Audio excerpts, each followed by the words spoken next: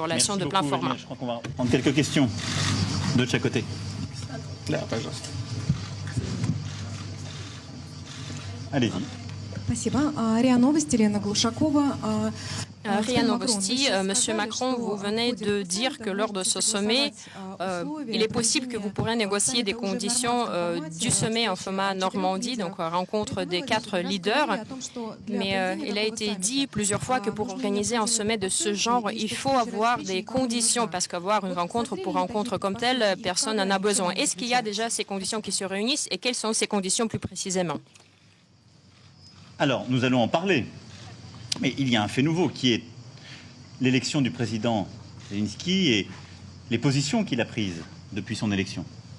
Et il faut ici reconnaître qu'il y a un changement d'attitude, un vrai courage de la part du président ukrainien, ce qui est pour nous une opportunité de mettre fin à un conflit qui dure depuis maintenant 5 ans et qui plonge plusieurs populations dans une situation très difficile et qui est, on le sait, un vrai problème pour la relation et la place régionale de la Russie. Donc, le président Zelensky a pris plusieurs décisions à court terme. Nous allons en discuter, partager d'ailleurs la lecture qu'on en fait.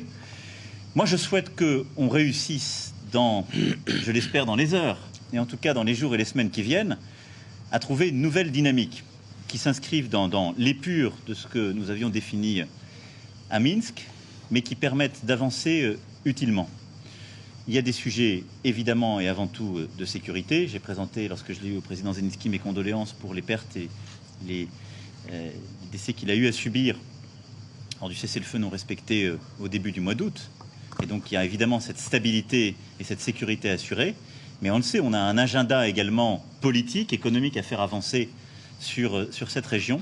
Et donc, c'est ce dont nous allons discuter dans quelques heures. Là où je vous rejoins, c'est qu'à mes yeux, nous ne devons faire un sommet Normandie au niveau des chefs d'État et de gouvernement qu'à la condition qu'il y ait quelque chose de tangible qui puisse être acté.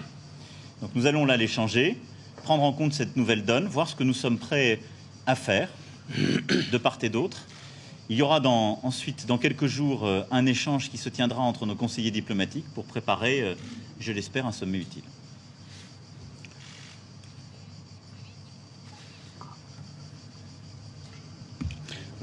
Что касается нормандского формата. Par rapport au format de Normandie, en fait, j'ai toujours cru et je le pense toujours que toute rencontre, notamment celle de format de Normandie, doit amener à des résultats concrets. Et à mon avis, il faut mettre en place les engagements qui avaient été discutés auparavant. À titre d'exemple, dans l'année 2016, nous avons eu un compromis important. De notre cas, c'était quand on a changé la mise en place les modalités de la mise en place de la loi sur le statut spécial du Donbass. C'était à ce temps le président Poroshenko qui insistait surtout sur ces changements. Et alors le ministre des Affaires étrangères allemand, M. Steinmeier, de l'époque, a proposé un compromis. Et on est allé de l'avant envers les Ukrainiens, en fait, en adoptant ce compromis, c'est-à-dire le statut spécial temporaire le jour des élections et le statut permanent après que les structures de l'OSCE valident les élections. Ce compromis étant adopté, il n'est toujours mis en place et il faut alors faire quelque chose pour quand même que ça devienne la réalité. La même chose, ce recours à l'amnistie. Et en fait, je crois qu'on va en parler aujourd'hui. On va sans doute en parler, mais d'après mon avis, toujours, il n'y a pas d'alternative à ce format dit Normandie et sans doute on va travailler dans ce format et le soutenir. Bonjour, Laurence Benamou, Agence France Presse. J'ai une question pour chacun d'entre vous. Monsieur le Président Poutine, considérez-vous la France comme un allié plus solide qu'auparavant, plus solide par exemple que lors du dernier quinquennat? Et qu'attendez-vous de ce rapprochement avec la France, de ce rapprochement avec M. Macron? Et j'ajoute, ne plus être au G7, finalement. Est-ce que cela vous manque? Est-ce que vous y tenez? Et Monsieur le Président Macron, depuis votre arrivée au pouvoir, vous avez renforcé la relation avec la Russie. Alors même pourtant que le président Poutine se pose plus que jamais en adversaire, en concurrent, des démocraties libérales qui juge dépassé. Il soutient toujours autant les séparatistes pro-russes dans le Donbass, où le conflit s'enlise. L'aviation russe, alliée de Damas, bombarde la région d'Idleb en Syrie, là justement où la France souhaite que le conflit cesse. Et Moscou ne semble guère peser sur l'Iran pour qu'il respecte ses obligations du JCPOA. Alors, quels avantages la France et l'Europe ont-ils retirés de votre position? Merci. Что касается Ce qui concerne de cette ampleur que la France a pour la Russie, de sa notion, historiquement, la France est l'un de nos partenaires clés sur le continent européen. Ensemble avec la France, on est sorti vainqueur de la lutte contre le nazisme pendant la 9e guerre mondiale. Et je suis reconnaissant, Monsieur le Président, de ce qu'il a adopté notre proposition de venir assister à des événements solennels qui vont être organisés pour commémorer le 75e anniversaire de cette victoire. Mais sans doute, cette coopération a des racines beaucoup plus importantes. D'abord, la France est une des puissances nucléaires et joue un rôle très important pendant la prise des décisions dans le domaine de la sécurité internationale. Je présume que les relations avec la Russie et l'Union européenne, dans la grande partie, dépendent de soutien que la France accorde à certaines questions, notamment par rapport à ce retour de la Russie au Conseil de l'Europe qui avait été déjà mentionné, où la France a joué le rôle très important, voire le rôle clé. Comme quoi, je n'ai pas de commentaires supplémentaires ou de preuves supplémentaires à donner par rapport au fait que nous considérons cette coopération avec la France comme la chose primordiale. Et cela étant dit, je ne parle pas de côté économique. Il y a 500 sociétés françaises qui sont présents sur le marché russe, et je vous assure que cette présence française donne beaucoup d'emplois, non pas seulement à la Russie, mais aussi à la France elle-même, parce que les entrepreneurs français envoient beaucoup de marchandises en Russie, et cette coopération est gagnante-gagnante. Et on peut en faire plus, d'ailleurs, puisqu'au moment de la normalisation éventuelle des relations entre la Russie et l'Union européenne, cette victoire sera importante pour tout le monde. Plusieurs éléments de réponse à votre question. La première, d'abord, nous avons des résultats. Et il y a des choses qui avancent. Ça n'enlève pas les désaccords. Vous en avez rappelé certains, ou des sujets qui nous préoccupent, et je les ai évoqués dans mon propos liminaire. Mais des sujets avancent. Sur la Syrie, j'ai moi-même exprimé notre inquiétude sur Idlib, et nous allons en parler plus en détail. Mais où était la France il y a un peu plus de 2 ans sur le sujet syrien ? Nous avons constitué le Small Group, réussi à mettre en place des forums de discussion, et je crois pouvoir peser, y compris sur le plan humanitaire, beaucoup plus qu'on ne le faisait. Sur l'Ukraine, nous connaissons les désaccords, ils sont nés en 2014 de la situation, mais là aussi, c'est par la discussion qu'on arrive à les résorber. Sur le plan économique, le président Poutine a rappelé les termes de notre relation, et je crois très profondément que les choses avancent. On a des grands projets dans différents domaines qui continuent d'avancer, qui font de la France un grand partenaire reconnu et apprécié réciproquement. Et donc, il y a beaucoup de sujets, qu'ils soient politiques, économiques, qui avancent parce que nous investissons dans la relation. Ça ne veut pas dire que cela règle tout. Alors ensuite, le deuxième élément, ce serait de vous demander que se passerait-il si on faisait différemment ? C'est toujours la question qu'on doit se poser quand on fait de la géopolitique. Si on décidait, on n'est pas d'accord aujourd'hui sur des tas de sujets, et donc on va se tourner le dos, faire l'un sans l'autre. Est-ce que ce serait notre intérêt à nous ? Mais je crois très profondément que non. Et je suis convaincu que notre intérêt à nous, c'est, même lorsqu'on a des désaccords, de pouvoir essayer de se ramener à des positions communes, essayer de tout faire pour, comme je l'ai plusieurs fois dit, réarrimer dans le cadre de cette recomposition la Russie à l'Europe. Parce que je crois profondément que c'est son histoire, son destin et notre intérêt. Si nous avions laissé les choses se dégrader au niveau du Conseil de l'Europe, quelle est la conséquence concrète ? Je pense que pour la Russie, c'était lui dire « on vous claque la porte », mais pour tous les ressortissants russes qui peuvent aujourd'hui aller devant la Cour européenne des droits de l'homme pour défendre leurs droits, c'était fini. Les gens n'en parlent jamais de ça. Si on avait dit « vous n'avez plus votre place au sein du Conseil de l'Europe », ceux qui croient dans ces valeurs européennes auraient décidé, de fait, de moins bien protéger, pour ces valeurs, les ressortissants russes. Et donc, tous ceux qui disent « ça ne sert à rien, tout ça n'a pas d'impact », mésestiment le fait que si nous laissons les choses aller dans cette direction, de fait, nous décidons de pousser cette grande puissance qu'est la Russie, soit dans l'isolement, soit dans un dialogue privilégié qui se jouerait alors avec la Chine, soit dans une nouvelle géopolitique qui ne serait pas notre intérêt, qui le serait encore moins. Et nous sommes deux membres permanents du Conseil de sécurité, deux puissances dotées. Nous devons nous mettre d'accord sur les crises. En tout cas, nous devons au maximum nous mettre d'accord, mais nous devons nous parler, converger. Et à cet égard, vous avez rappelé ce que le président Poutine avait dit, je crois, lors d'une interview il y a quelques mois sur les démocraties libérales. Il lui appartient de détailler sa pensée. Je pense que derrière le mot libéral, on met des réalités qui ne sont parfois pas les mêmes. Moi, je crois que la Russie a une histoire avec ce que nous, on appelle le libéralisme politique. Le libéralisme politique, c'est l'Europe des Lumières. C'est de dire, je crois dans l'individu libre et rationnel. La Russie y croit.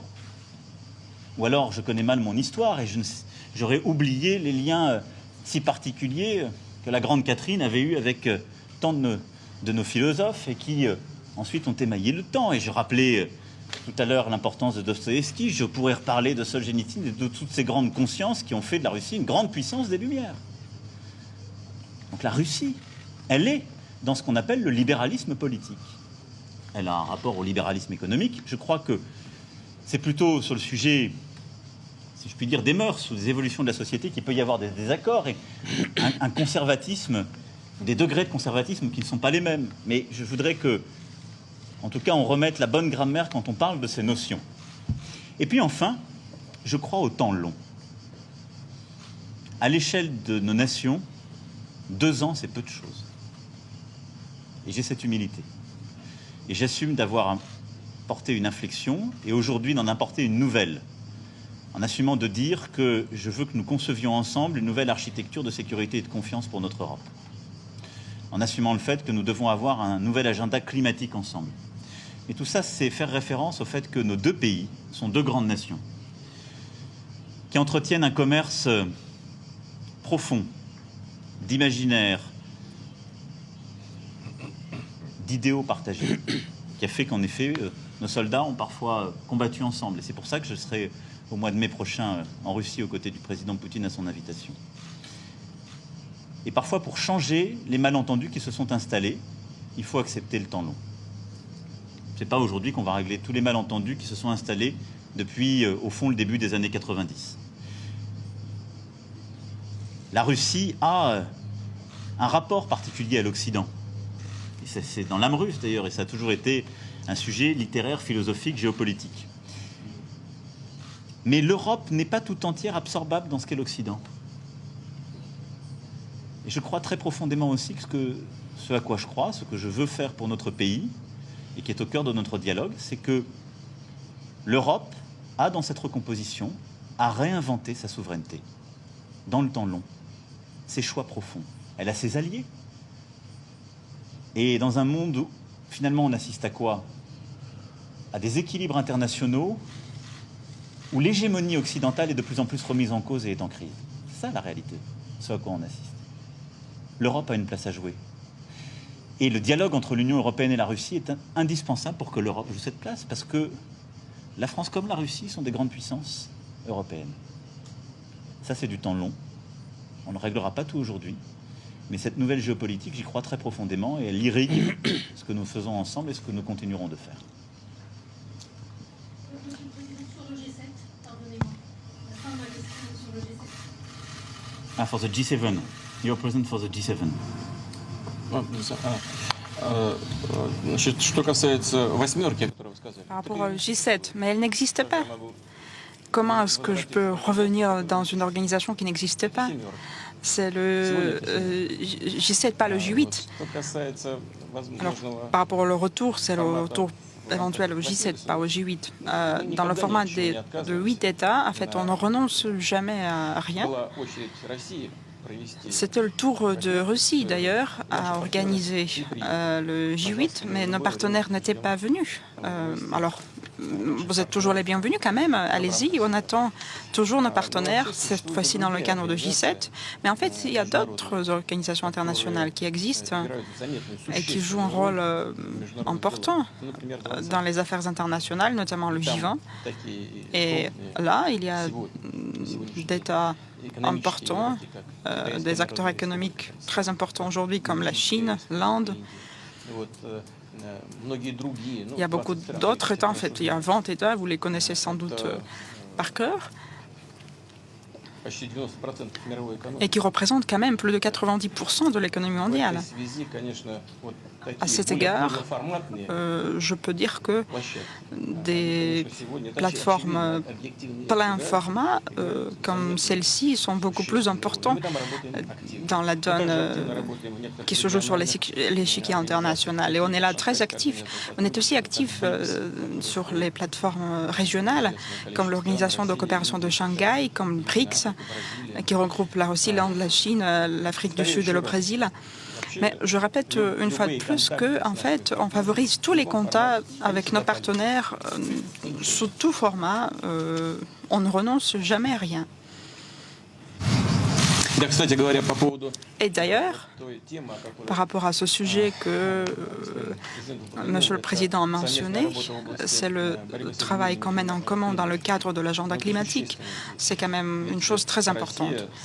En fait, la Russie, depuis le vrai début de l'exploitation de ce sujet, s'est adhérée à l'initiative du président français et a soutenu l'accord climatique parisien et a pris des engagements qui sont très importants et qui sont d'ailleurs les nôtres maintenant, c'est-à-dire avoir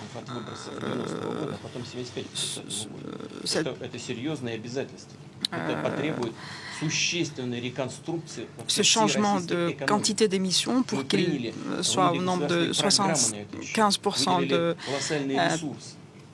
nombre d'émissions que nous avons maintenant. Et en fait, c'est un sujet hyper important. On a débloqué et déployé des ressources très importantes. On se bat forcément pour y arriver. Et c'est pour cette raison aussi que Monsieur le Président a mentionné les incendies en Sibérie. En fait, on en a beaucoup parlé encore à Osaka. En fait, on assiste à des changements records de température dans la zone arctique. On n'a jamais vu de ça et c'est quelque chose où il faut accorder nos efforts, puisque sans pouvoir accorder les efforts qui sont les nôtres, en faisant cavalier seul, on ne va jamais avoir de résultats. Et nous, on est prêts à travailler ensemble avec nos partenaires. Bonjour. La chaîne première de la télévision russe, M. Macron a mentionné l'Europe de Lisbonne à Vladivostok. Vous allez sans doute être d'accord avec le fait que les relations entre la Russie et l'Union européenne sont loin de battre leur plein et se trouvent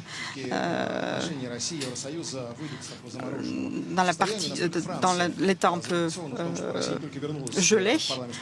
Qu'en pensez-vous? Quel est l'avenir de ces relations? La Russie est de retour dans le Conseil de l'Europe. Les relations, quand même, changent un peu. On va peut-être parler de ce changement qui va faire de G7 le G8. Quel est l'avenir de l'ensemble de nos relations? Qu'en pensez-vous? Bon, par rapport à des perspectives qui sont liées avec la création de cette grande Europe à partir de Lisbonne jusqu'à Vladivostok, ce n'est pas en fait notre idée à nous. C'était encore le général de Gaulle qui a avancé cette idée quand il a mentionné, alors à l'époque, l'Europe de Lisbonne à l'Oural, mais en fait, la Russie a son territoire qui ne s'arrête pas à l'Oural, c'est jusqu'à l'océan Pacifique, et cela constitue toujours l'espace de la culture russe. Et même si maintenant, il y a quelque chose qui paraît impossible, demain, ça peut devenir incontournable. Et je crois que si on va avoir des objectifs stratégiques de ce sort-là, on va peut-être demain les atteindre. C'est surtout important pour l'Europe qui veut protéger ses valeurs. C'est important pour la Russie.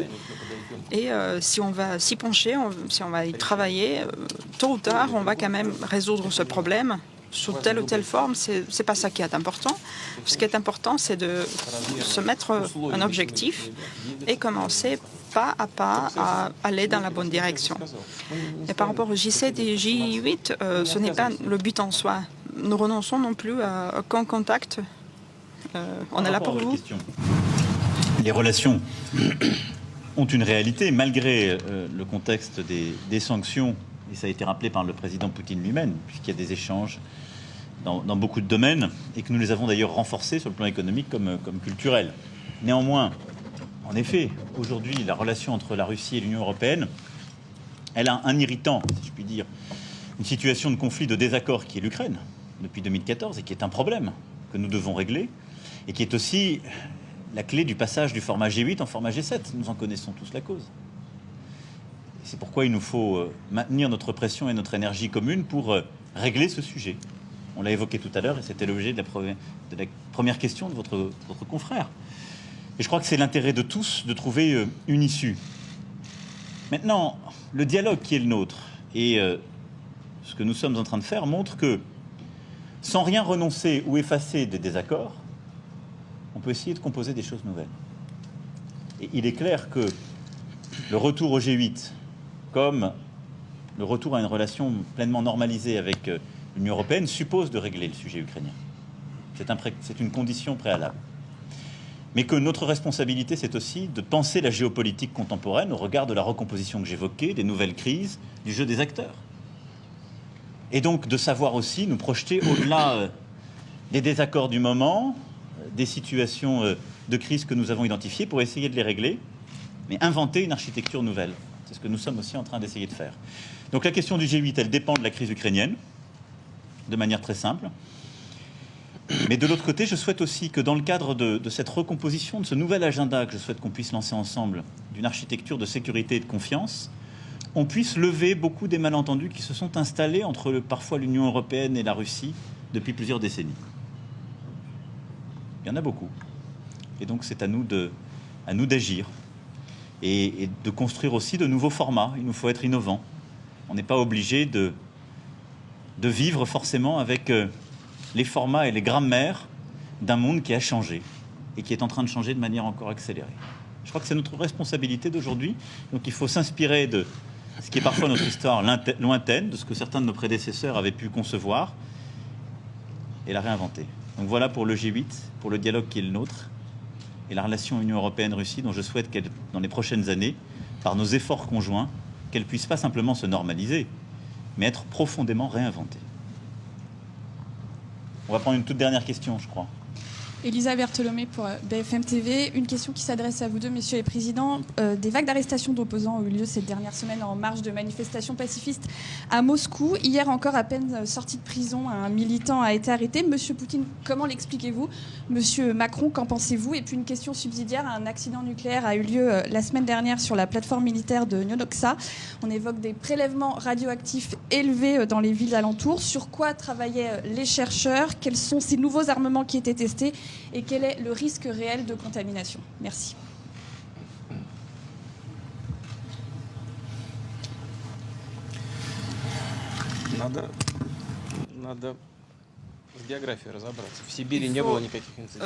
Bien placer les choses en termes de géographie. Il n'y avait pas d'incident en Sibérie. Vous voulez dire dans la mer du Nord? C'est une autre région de la Fédération de Russie, en fait. Et il n'y a pas de risque de contamination quiconque et il n'y a pas de danger radioactif.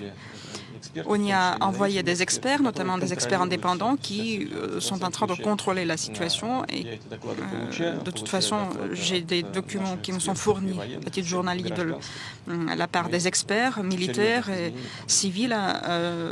Il n'y a pas de changement majeur, il n'y a pas de danger, mais on essaie de faire en sorte pour peut-être régler le problème au préalable si jamais le cas, pour qu'il n'y ait pas vraiment de danger ultérieurement. Mais c'est vrai qu'il y avait malheureusement des morts, les gens qui étaient en train d'exercer leur service militaire, qui étaient en train de travailler. Sans doute on va, à titre posthume, leur donner des décorations parce que malheureusement leur vie était perdue. Par rapport à des opposants qui avaient été arrêtés, vous savez qu'il y aura des élections prochainement, notamment dans la mairie de Moscou. En 2014, pendant les élections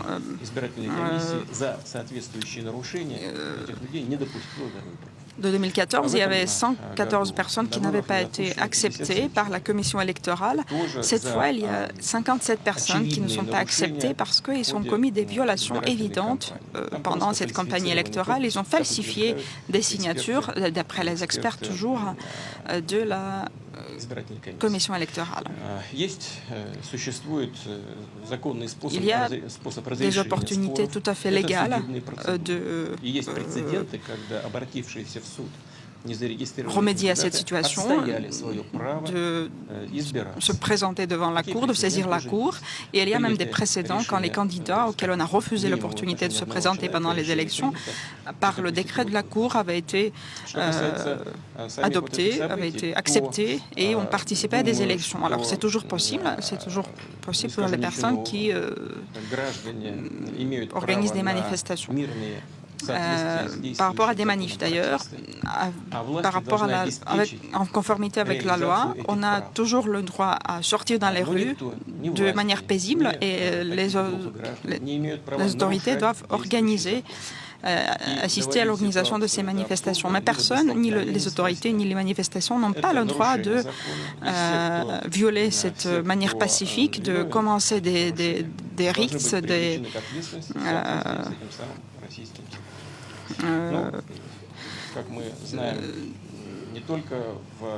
de violer les uns les autres, d'agresser les uns les autres, et alors peut-être que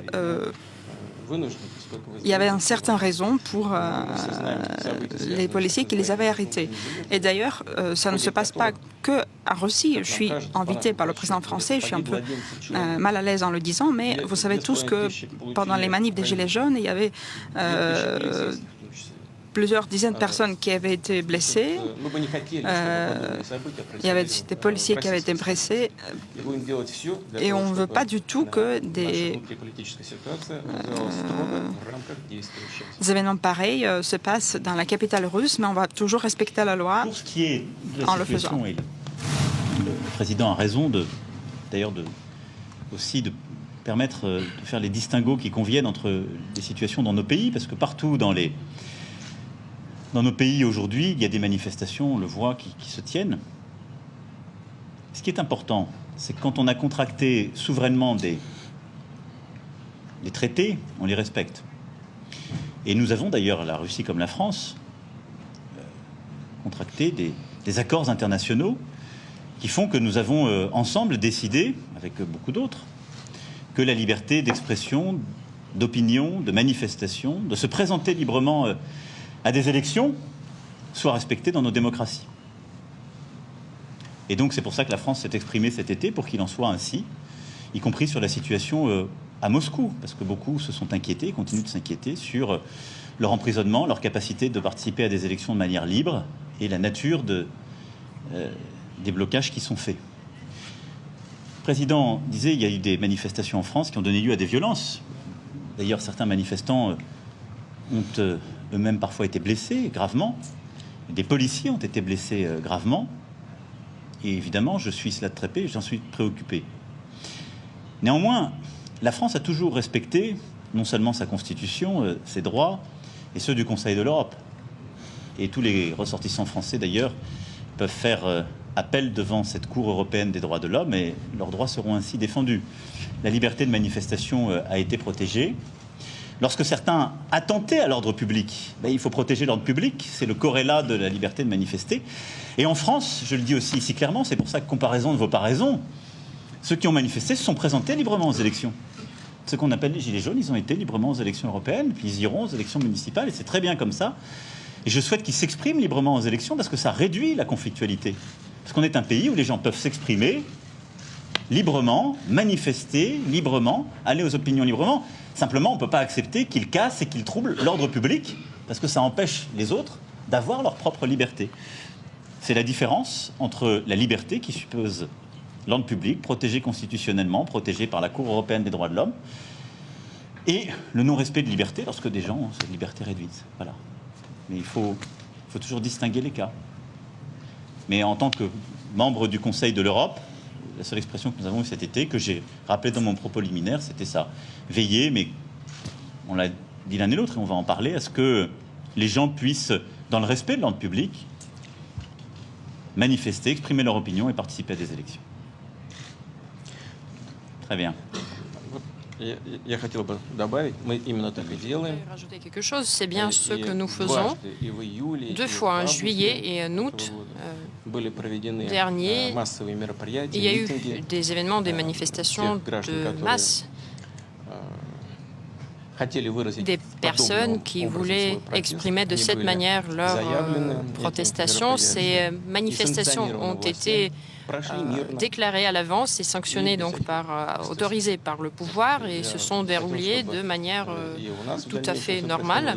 Et c'est de cette manière que je voudrais que ce genre de manifestations se passe dans l'avenir chez nous et dans d'autres pays sans excès, sans violation de la loi existante. Très bien, merci beaucoup. On va travailler maintenant. Спасибо. Merci.